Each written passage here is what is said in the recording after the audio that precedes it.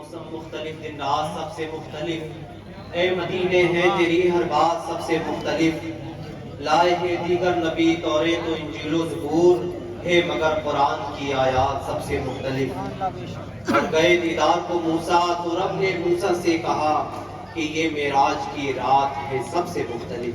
دوستان محترم، بہترین انداز میں حضرت مولانا محمد حسین مصباحی صاحب نعتیہ کلام پیش فرما رہے ہیں۔ تب آئیے بلا تاخیر میں گزارش کروں گا، التماس کروں گا حضرت پیرزادہ سید فرید احمد نظامی سے کہ دو تین اشعار پیش فرمائیں۔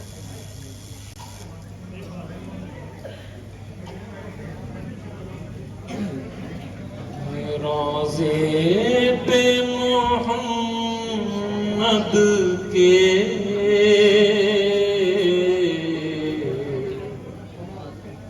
قربان میں ہو جاتا،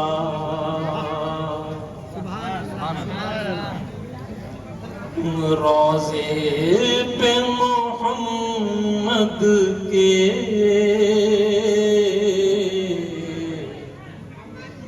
قربان میں ہو جاتا، روضے پہ محمد کے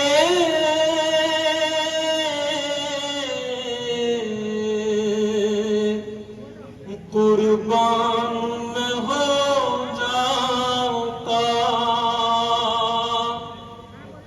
افسوس کے قسمت میں وہ دن بھی نہیں آتا، افسوس کے قسمت میں وہ دن بھی نہیں آتا۔ مولا میرے یثرب کے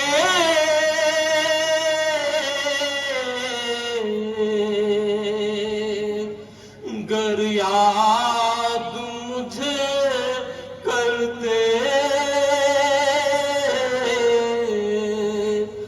گر یاد مجھے کرتے، آتا کوئی پیروں سے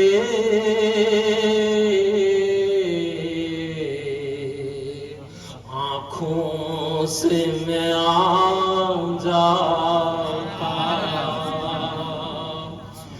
آتا کوئی پیروں سے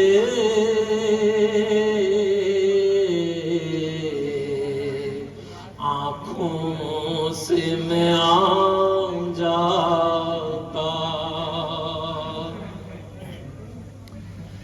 میں تیرا سوالی ہوں،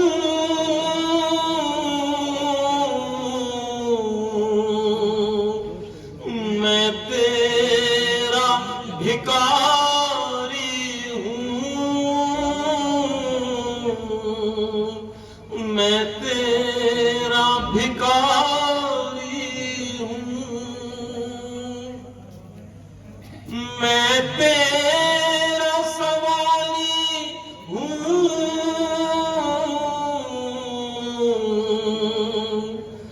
میں تیرا بھکاری ہوں،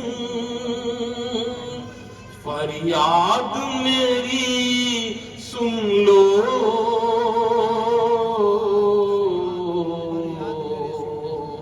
اے میرے سخی داتا، فریاد میری سن لو،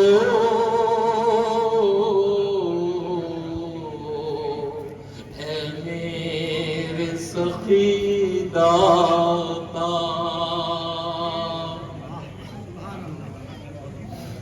ماں باپ بہن بھائی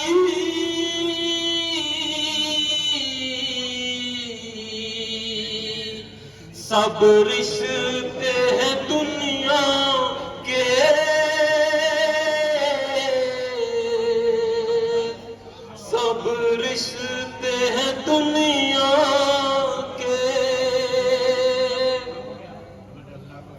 ماں باپ بہن بھائی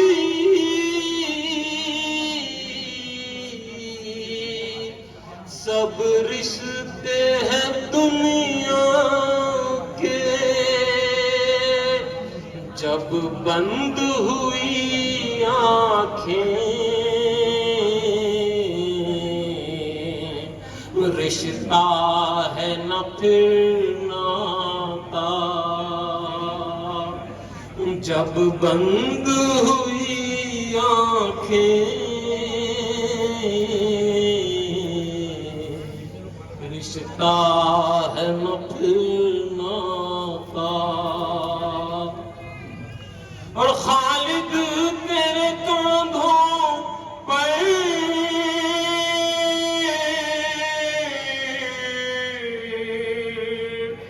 دو حق کے ملائک ہیں، دو حق کے ملائک ہیں، اعمال کا وہ تیرے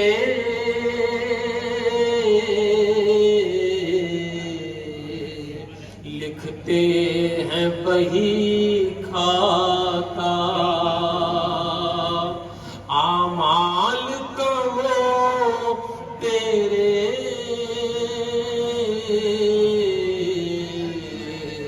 لکھتے ہیں بہی کھاتا۔ روضے پہ محمد کے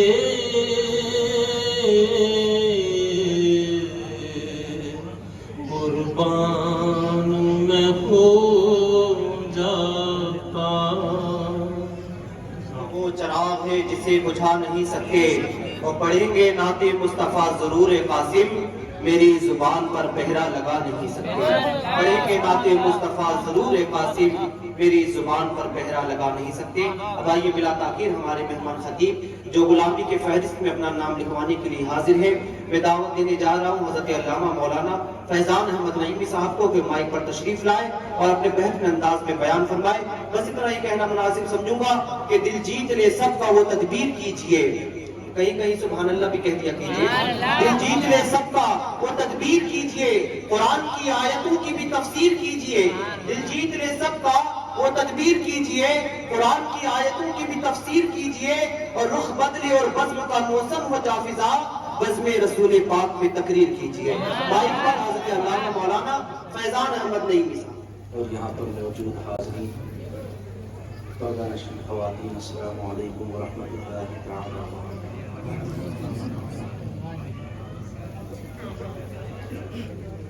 نحمد ونصلي ونسلم على رسوله الكريم، اما بعد، فاعوذ بالله من الشيطان الرجيم، بسم الله الرحمن الرحيم۔ سبحان الذي أسرى بعبده ليلا من المسجد الحرام إلى المسجد الأقصى الذي باركنا حوله لنريه من آياتنا إنه هو السميع البصير۔ صدق الله مولانا العظيم وصدق رسوله النبي الأمين الكريم، ونحن على ذلك لمن الشاهدين۔ کہ آج آستان عالیہ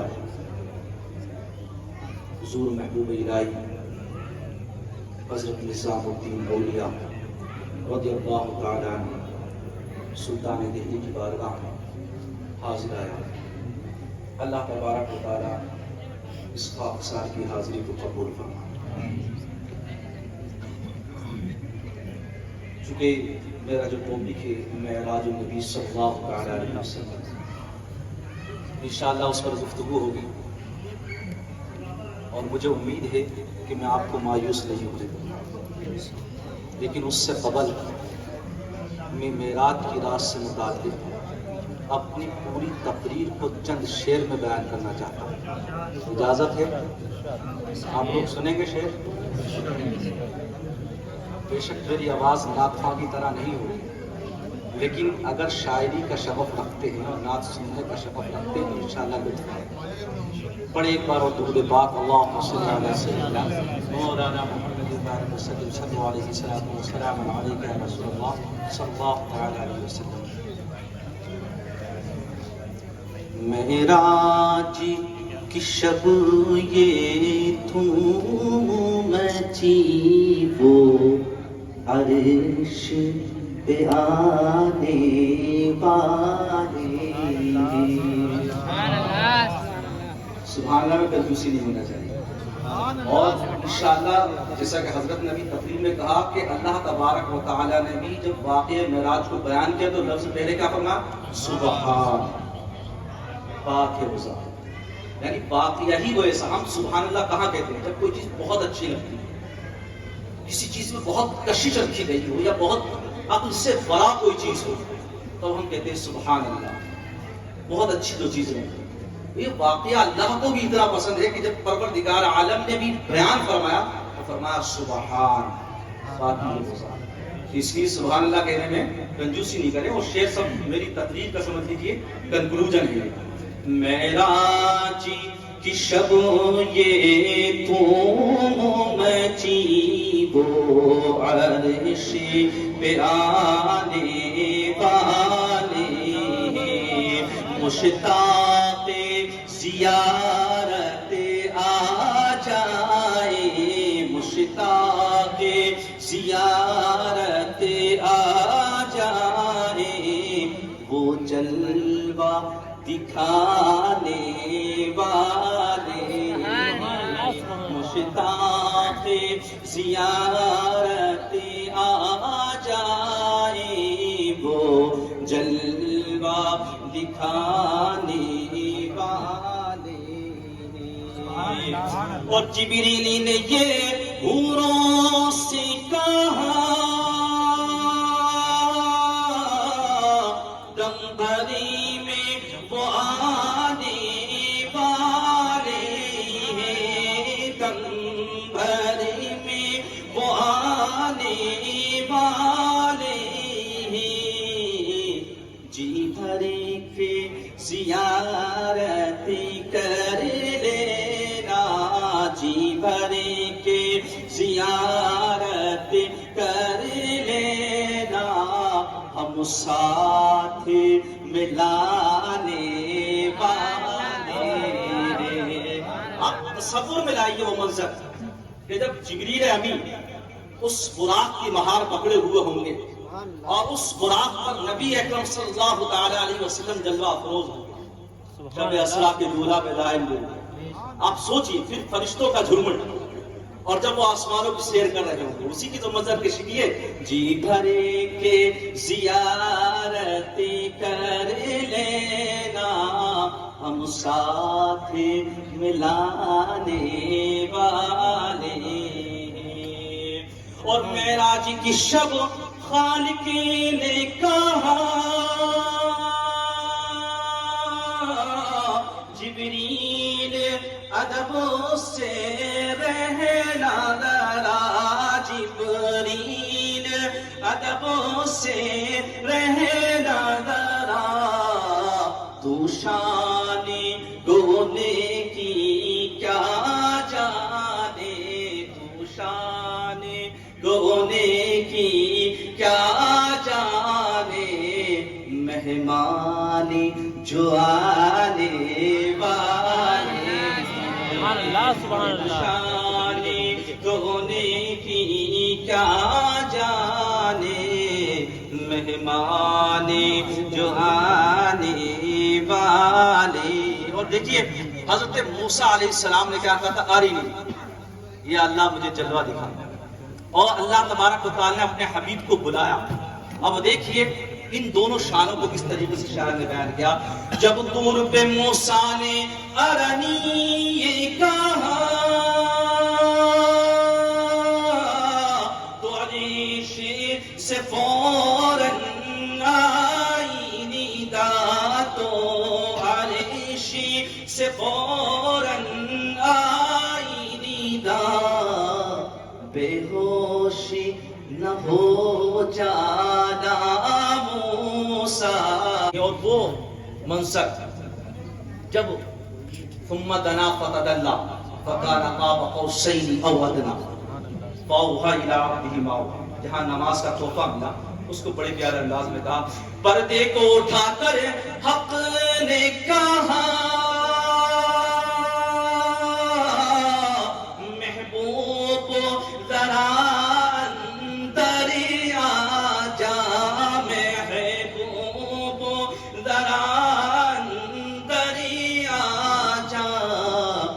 امتی کے لیے اب ہم تم کو، امتی کے لیے اب ہم تم کو پیغام سنانے والے، جی بھری کے زیارت کر لینا ہم سب۔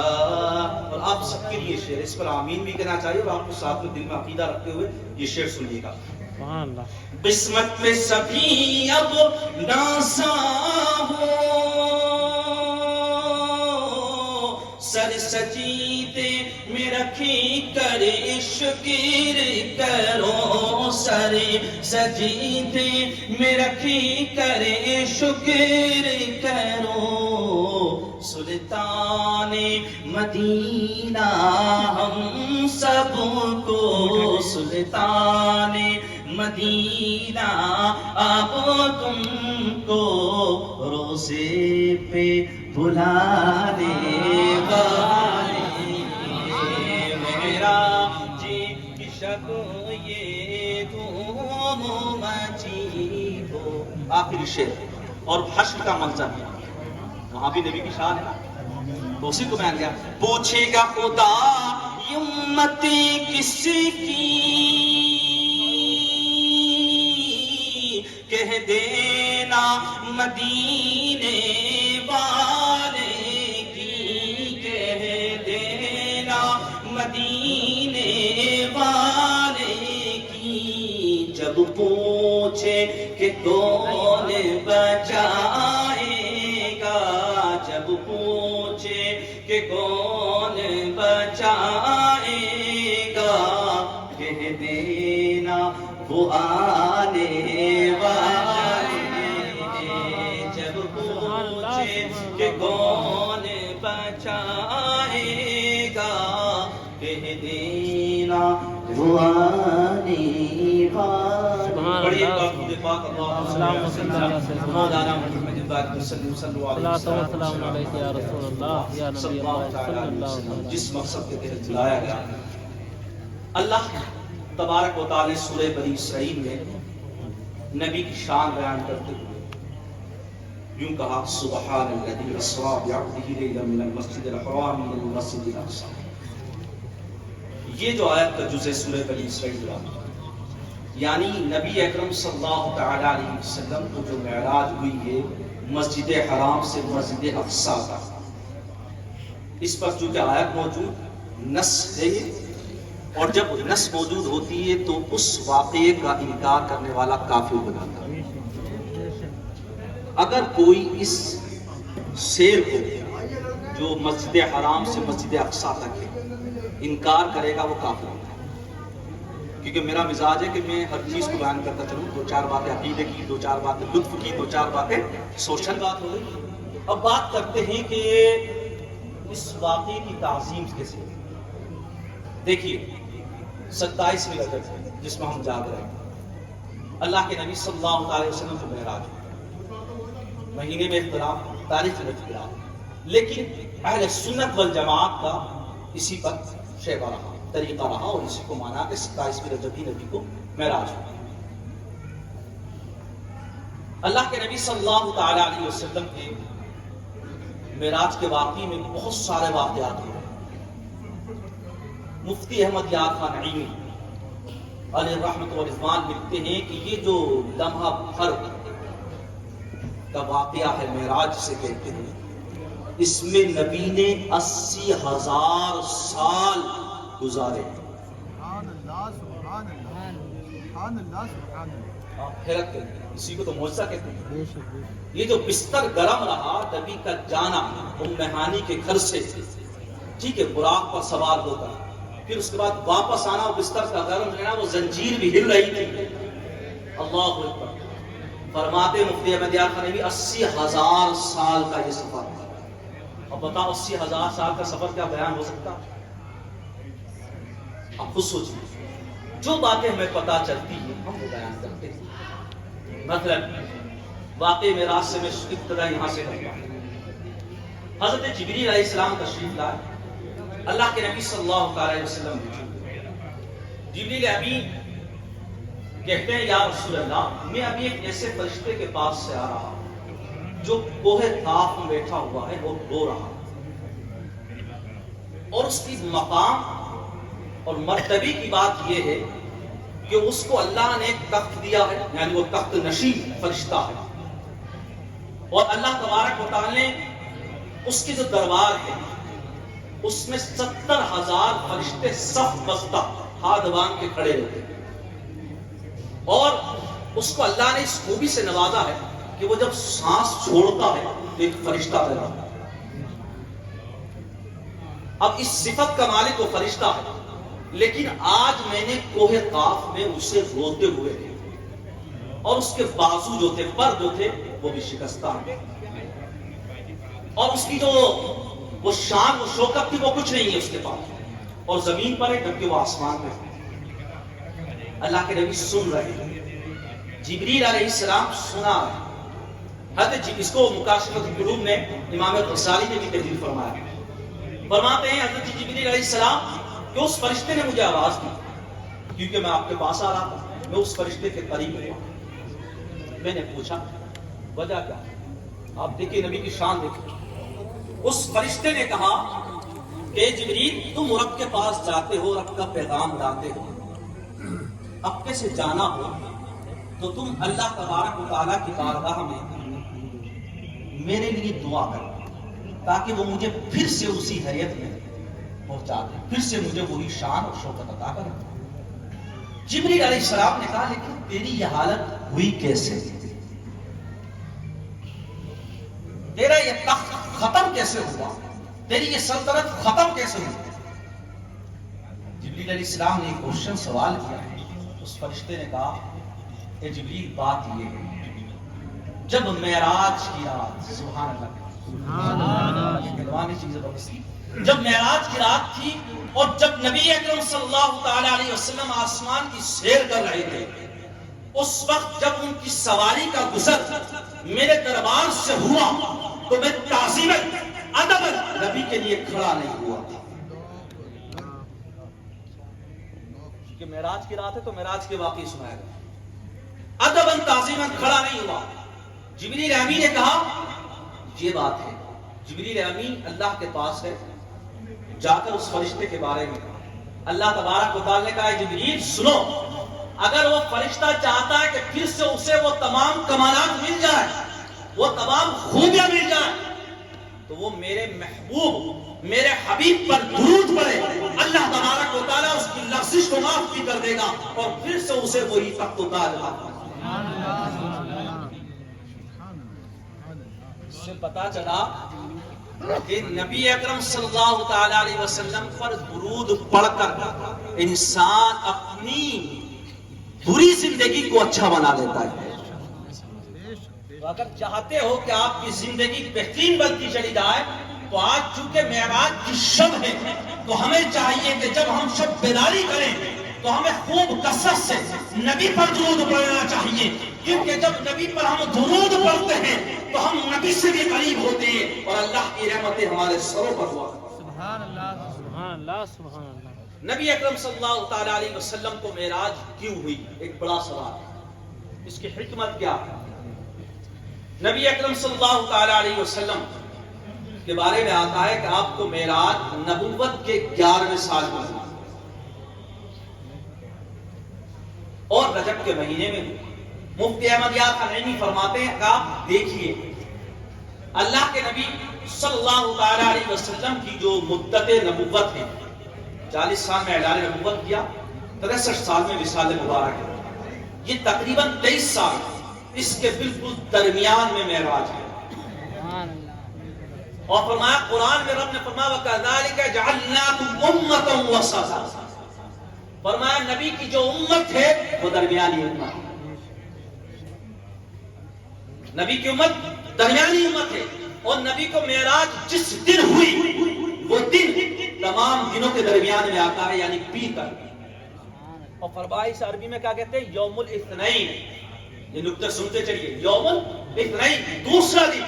کا مطلب کیا ہے؟ کا مطلب یہ ہے کہ اللہ کے نبی صلی اللہ تعالی علیہ وسلم کا مرتبہ اس دن سے پتہ چلتا ہے کہ دوسرا کسی کا مرتبہ ہے تو وہ نبی معظم کا ہے، جس کو شاعر نے بڑے خوبی انداز میں کہا یا صاحب الجمال و یا سید البشر من وجهك المنیر لقد نبل القمر لا يمكن الفناء كما كان حقه بعد از خدا بزرگ توئی اس اب آپ دیکھیے نبی اکرم صلی اللہ تعالی علیہ وسلم کو جب بلایا گیا اس کے پیچھے کا پس منظر دیکھیں آپ، علماء فرماتے ہیں اس کی حکمت یہ کہ اس کا وقت کیا تھا جب نبی نے اعلان نبوت کیا تو سب سے پہلے اپنوں نے مخالفت شروع کی، کوئی نبی کے راستے میں کانٹے بچھا رہا، کوئی نبی پر پتھر مار رہا، کوئی نبی کو پاگل اور مجنون کہہ رہا۔ آپ خود بتائیے اگر کسی کو کوئی مشن دیا جائے، جیسے یہاں پر موجود لوگ میں سے کسی کو بھی کوئی کام دیا جائے کہ یہاں پر لوگوں کو آپ کو یہ پیغام پہنچانا ہے اور لوگ اس کی بات کو نظر انداز کریں، ایک دن، 2 دن، 3 دن، کتنے دن برداشت کر سکتے ہیں؟ اور اوپر سے یہ ہو کہ وہ صرف اس کی بات کو ایکسپٹ ہی نہ کرے بلکہ گالیاں بکے، نعوذ باللہ من ذلک۔ نبی پر تانے کسے جا رہے ہیں، نبی کی پشت مبارک پر اوجھڑی رکھی جا رہی ہے، حضرت فاطمہ رضی اللہ تعالی عنہا اسے اپنے چھوٹے چھوٹے ہاتھوں سے ہٹا رہی ہیں۔ ان کی جرأت اور جسارت کو دیکھیے کہ وہ نبی کے گریبان پر اپنا ہاتھ رکھ رہے ہیں۔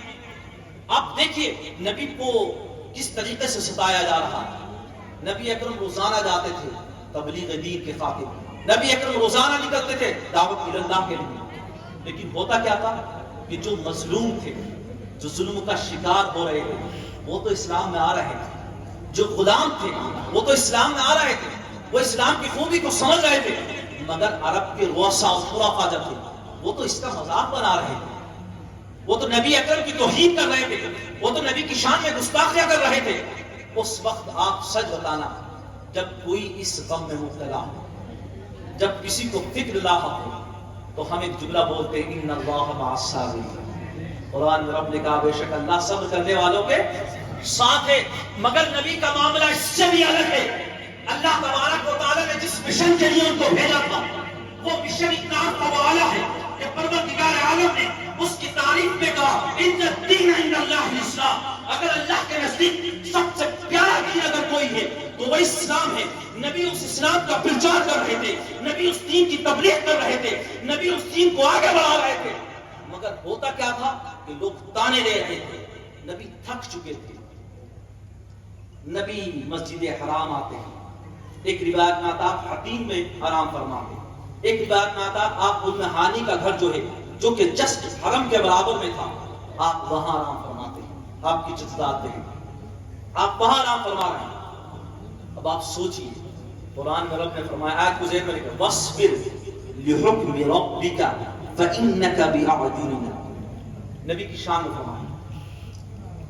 اللہ تبارک و تعالی نے جب دیکھا کہ نبی اکرم صلی اللہ تعالی علیہ وسلم رنجیدہ ہے، غم زدہ ہے، کیوں نہ ان کی دلجوئی کی جائے، کیوں نہ ان کو اپنے پاس بلایا جائے۔ اس وقت موسیٰ چاہتے تھے کہ اللہ کا جلوہ دیکھ لیا جائے، حضرت ابراہیم چاہتے تھے کہ اللہ کا جلوہ دیکھ لیا جائے، مگر پروردگار عالم اپنے حبیب سے محبت اتنی کرتا ہے کہ صرف یہ نہیں کہا اے حبیب اللہ تمہارے ساتھ ہے، بلکہ کہا وَاصْبِرْ لِحُکْمِ رَبِّكَ، اے حبیب سنو، تم صبر کرتے رہو، اپنے رب کے حکم کی اطاعت میں رہو، بے شک رب کی نگاہیں تمہیں دیکھ رہی ہے، آؤ تمہیں معراج کرائی جائے، صرف رب تمہیں نہیں دیکھ رہا، تم اپنے رب کو دیکھو اور سارے غم بھول جاؤ۔ آپ خود سوچئے، یہ صرف ہم کہتے ہیں نا اللہ ہمارے ساتھ ہے، بے شک وہ ہمارے ساتھ ہے، اس میں کوئی شک نہیں، مگر اللہ نبی کے ساتھ تو ایسا ہے کہ جب انہیں ذرا سا غم ملا حق ہوا تو اپنے پاس بلا لیا۔ سب سے بڑی حکمت اس کو بیان کرنا، اور اس کا مقصد کیا ہے؟ مقصد کیا تھا؟ علماء بیان فرماتے ہیں معراج کا مقصد یہ ہے تاکہ لوگوں کو پتہ چل جائے نبی کی شان کیا ہے، کہ دیکھو بیت المقدس ہے، سب سے زیادہ نبی کہاں مبعوث ہوئے؟ فلسطین کے ارد گرد، نبیوں کا قبلہ فلسطین، ہمارے نبی نے بھی ادھر نماز پڑھی، لیکن آپ دیکھیے عیسائی ان کو مان رہے ہیں، یہودی ان کو مان رہے ہیں، مگر جب نبی اکرم صلی اللہ تعالی علیہ وسلم اس دنیا میں تشریف لائے، اللہ تبارک و تعالیٰ کو یہ مثال دینا تھا، یہ پیغام دینا تھا کہ سنو سورہ آل عمران، اللہ فرماتا ہے وَإِذْ أَخَذَ اللَّهُ مِيثَاقَ النَّبِيِّينَ لَمَا آتَيْتُكُم مِّن كِتَابٍ وَحِكْمَةٍ ثُمَّ جَاءَكُمْ رَسُولٌ مُصَدِّقٌ لِّمَا مَعَكُمْ لَتُؤْمِنُنَّ بِهِ وَلَتَنصُرُنَّهُ قَالَ أَقْرَرْتُمْ وَأَخَذْتُمْ عَلَىٰ ذَلِكُمْ إِصْرِي قَالُوا أَقْرَرْنَا قَالَ فَاشْهَدُوا وَأَنَا مَعَكُم مِّنَ الشَّاهِدِينَ وَمَن تَوَلَّىٰ بَعْدَ ذَلِكَ فَأُولَٰئِكَ هُمُ الْخَاسِرُونَ۔ مختصر میں اس کا مفہوم بیان کر دیتا ہوں۔ اس کا مفہوم یہ ہے کہ عالم ارواح کے اندر اللہ نے ایک جلسہ لگایا، اس جلسے میں تمام لوگوں کو انوائٹ نہیں کیا گیا، صرف اس جلسے میں انبیاء کی روحوں کو جمع کیا گیا، اور اللہ تبارک و تعالی نے ان تمام نبیوں سے یہ وعدہ لیا۔ یہ جو آیت پڑھی ہے اس کا مفہوم، ان تمام نبیوں سے یہ وعدہ لیا، کیا لیا؟ لَتُؤْمِنُنَّ بِهِ، کہ جب میرا حبیب تشریف لائے تو تمہیں اس پر ایمان لانا ہے۔ لَتُؤْمِنُنَّ بِهِ، ایمان لانا ہے، اس کو ماننا ہے، وَلَتَنصُرُنَّهُ۔ اور پھر اس کے بعد کیا ہوا؟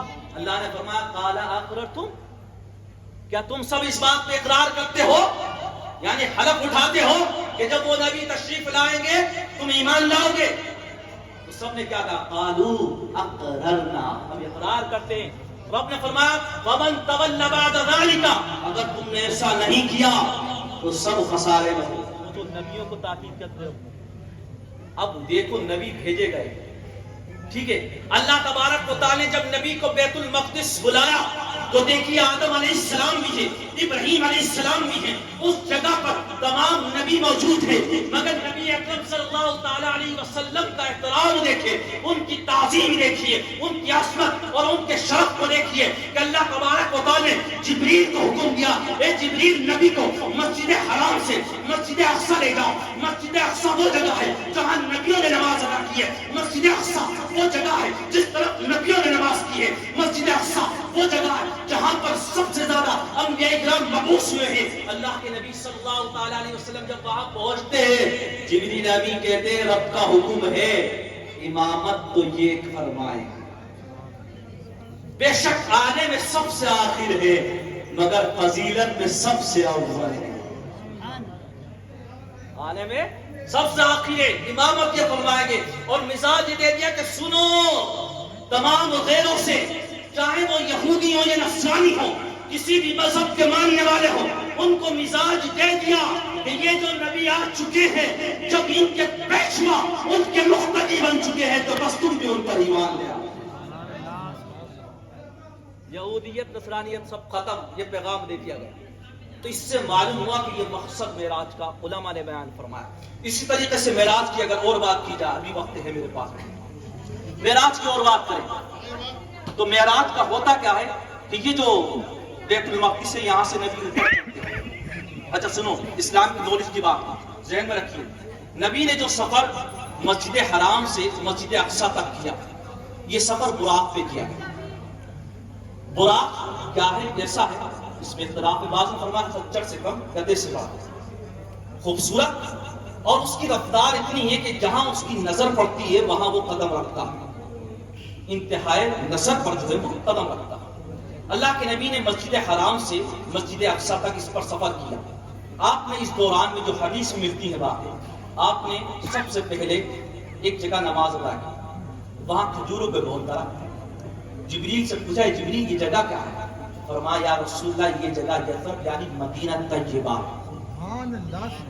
جہاں نبی اکرم صلی اللہ علیہ وسلم کا روضہ انور ہے، بالکل وہی جگہ۔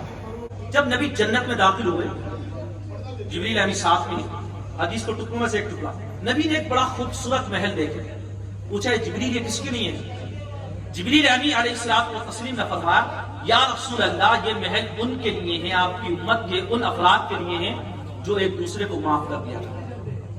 اللہ کے نبی آگے بڑھے، اللہ کے نبی نے ایک جگہ لوگوں کو دیکھا جو عرش کے نور میں چھپے ہوئے ہیں جنت کے اندر۔ بڑی پیاری بات ہے، بس یہ جنت سے بتایا پھر دوزخ سے بتایا۔ جنت کے اندر عرش کے نور میں کچھ لوگ ہیں، اور ان کی خوبصورتی کا عالم یہ ہے کہ نبی نے کوشچن کیا کیا؟ نبی نے پوچھا جبریل کیا یہ فرشتے ہیں؟ اس سوال سے پتا چل رہا ہے کہ وہ کتنے خوبصورت ہوں گے، کتنے خوبصورت ہوں گے۔ نبی نے فرمایا کیا یہ فرشتے ہیں؟ جبریل نے کہا نہیں۔ نبی نے فرمایا کیا یہ انبیاء ہیں؟ فرمایا نہیں۔ آپ سوچو کتنے خوبصورت ہوں گے، بس آپ تصور کیجئے، کیونکہ اللہ تبارک و تعالی نبی کو دکھایا تاکہ نبی آ کر امت کو بتائے کہ مرتبہ کیا ہے۔ جبریل سے پوچھا کہ فرشتے؟ جبریل نے کہا نہیں. کہا نبی ہیں؟ کہا نہیں. کہا پھر کون ہے؟ فرمایا یا رسول اللہ، یہ آپ کی امت کے وہ افراد ہیں جو مسجد میں رہتے تھے اور جو ماں باپ کی نافرمانی نہیں کرتے تھے اور اپنی زبان ذکر خدا سے تر رکھا.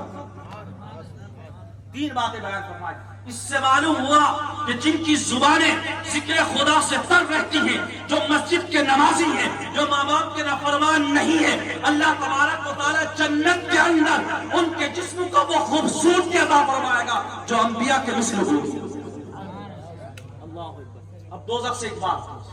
نبی اکرم صلی اللہ تعالی علیہ وسلم آگے بڑھے تو دیکھا دوزخ کے اندر کہ کچھ کے پیٹ بڑے بڑے نکلے ہوئے ہیں اور اس میں اژدہے ٹہل رہے ہیں. اس میں اژدہے ٹہل رہے ہیں. اللہ کے نبی صلی اللہ علیہ وسلم نے پوچھا جبریل یہ کون ہے؟ فرمایا یا رسول اللہ، یہ آپ کی امت کے وہ افراد ہیں جو سود کھانے والے ہیں. ایک جگہ دیکھا کہ کچھ لوگ کینچی سے زبانیں کاٹی جا رہی ہیں. پوچھا یہ کون ہے؟ فرمایا یہ وہ خطبہ ہیں جو تقریر تو کرتے تھے لیکن قول کچھ تھا، عمل کچھ تھا. اس طریقے سے ایک جگہ دوزخ میں اور دیکھا، چھوڑ بتا دیتا ہوں. اللہ کے نبی صلی اللہ علیہ وسلم نے دیکھا کہ کچھ لوگ جو ہیں ان کو پتھر مارے جا رہے ہیں اور پتھر مارنے کے بعد ان کا پورا جسم قیمہ بن جاتا، کچل دیا جاتا. پھر وہ پتھر اٹھا کے لاتا مارنے والا اور پھر سے ساری پھر بات. پوچھا یہ کون ہے؟ فرمایا یہ آپ کی امت کے وہ لوگ ہیں جو بے نماز ہیں، نماز نہیں پڑھتے اور جو قرآن یاد نہیں کرتے. تو یہ باقی ہو گئے. اب ایک آخری بات جو آج کے رات کے وظیفے سے متعلق بھی ہے اور آپ کی محنت سے متعلق بھی جو آپ نے کی. اللہ کے نبی جب واپس ہوئے یا جا رہے تھے تو ابراہیم علیہ السلام سے ملاقات. تو حضرت ابراہیم علیہ السلام نے کہا کہ آپ کی امت بہت بڑی ہے، آپ جب جاؤ تو ان سے کہنا کہ جنت بڑی خوبصورت ہے، جنت بڑی خوبصورت ہے اور اس کی زمین بڑی زرخیز ہے، کھیتی باڑی کی، اور اس کا جو پانی ہے بڑا میٹھا ہے اور وہ خالی پڑی. مطلب کوئی اس میں کھیتی نہیں ہو رہی ہے، وہ خالی پڑی ہے. کھیتی کے لائق ہے، پانی میٹھا لیکن کھیتی ہو نہیں رہی ہے. میں آپ کو وہ کھیتی بتا دیتا ہوں، آپ اپنی امت کو بتا دیں. اب وہ جملہ سنیے آپ نے.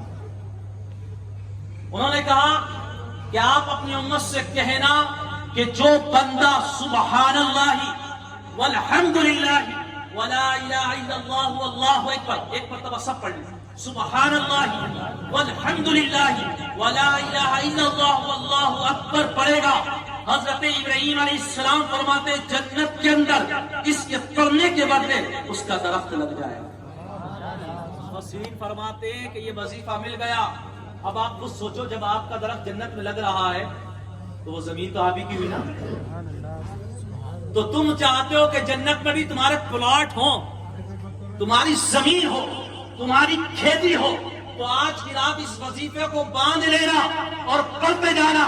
جب وقت ملا کرے کہیں ابراہیم علیہ السلام کا یہ وظیفہ عمل میں لے آنا، انشاءاللہ جنت میں درخت لگ جائے.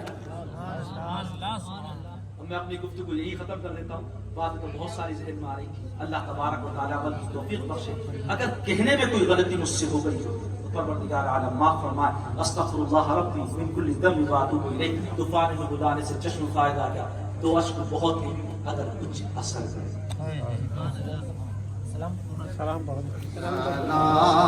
علیکہ یا رسول، سلام علیکہ یا نبی، سلام علیکہ صلوات اللہ علیکہ. حبیبی یا رسول اللہ،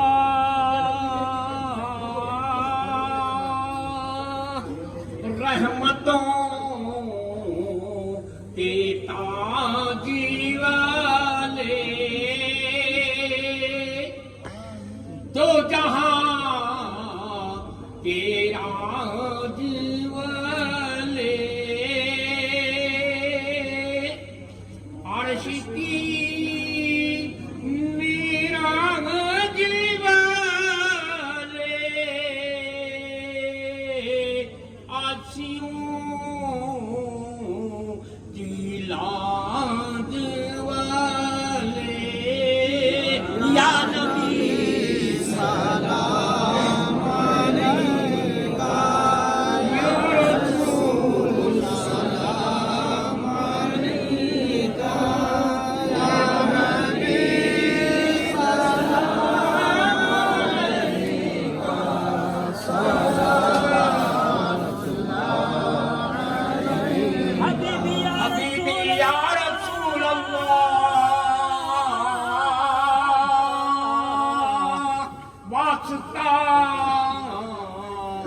الانبیاء کا صدقہ دو شہید کربلا کا واسطہ سب اولیاء کا فیض دو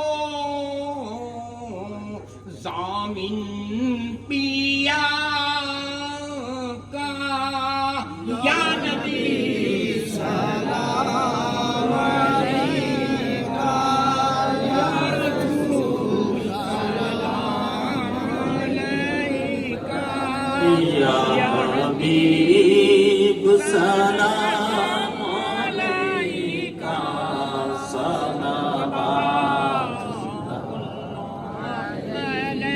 حبیبی یا رسول اللہ علیکہ الصلاۃ والسلام آپ کا تشریف لانا وقت بھی اتنا سہانا جگمگا ہوتا زمانہ حوریں گاتی تھی ترانہ یا نبی سلام علیکہ یا رسول سلام علیکہ یا حبیب سلام علیکہ صلوات اللہ علیکہ یا نبی سلام علیکہ یا رسول سلام علیکہ یا حبیب سلام علیکہ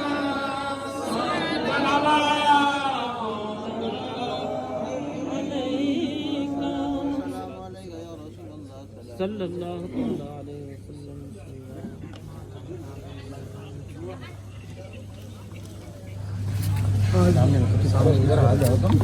شب میراج مبارک رات میں جتنے لوگ شریک ہیں آستان عالیہ شامل ہو رہے ہیں سب کی مرادیں پوری فرمائے. آمین. پریشانیاں دور کر.